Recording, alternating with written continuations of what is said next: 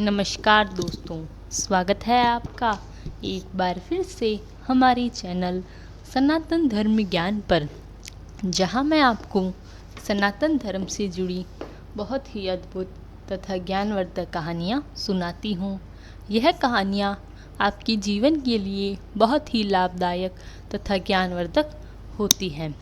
इन कहानियों को सुनने के बाद आपके मन में हो रही परेशानियों, चिंताओं इत्यादि सभी समस्याओं का समापन हो जाता है।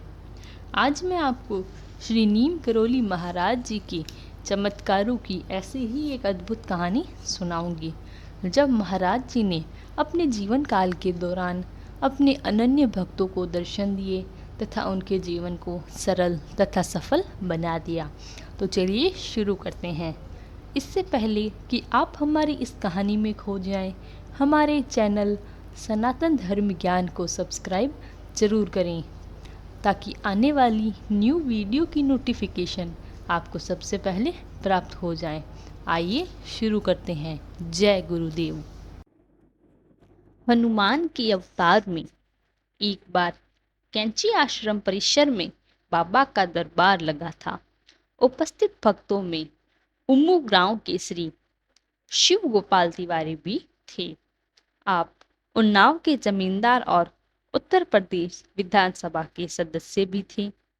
बाबा ने तिवारी जी से रामायण सुनने को कहा। तिवारी जी ने पूछा, कहाँ से पाठ आरंभ किया जाए? बाबा भाव में थे, कह बैठे, वहां से सुनाओ जहां से हमने विभीषण से कही थी।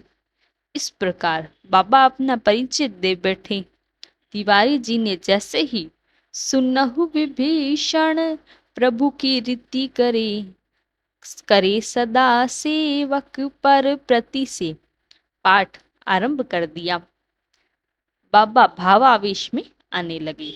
वह अपने असलियत लोगों से छिपाया कर चाहते थे, इसलिए वह सुधीर मुखर्जी प्रधानाचार्य इलाहाबाद विश्वविद्यालय का हाथ अपने हाथ में ले वहां से उठकर चल दिए।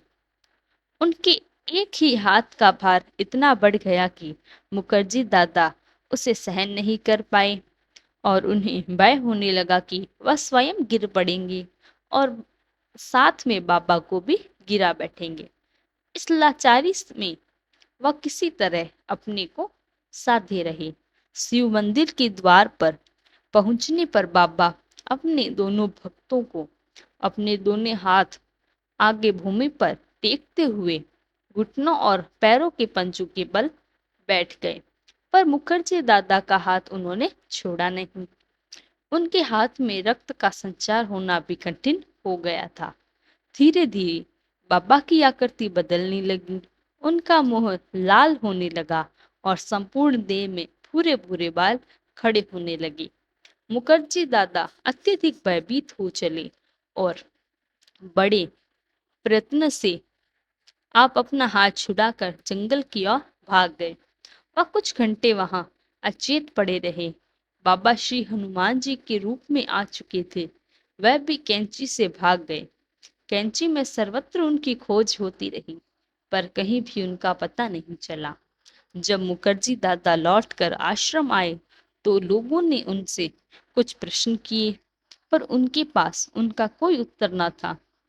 इसके कुछ समय पूर्व ही आश्रम के बाहर मोटर सड़क की दीवार पर बाबा के दर्शन होने लगे।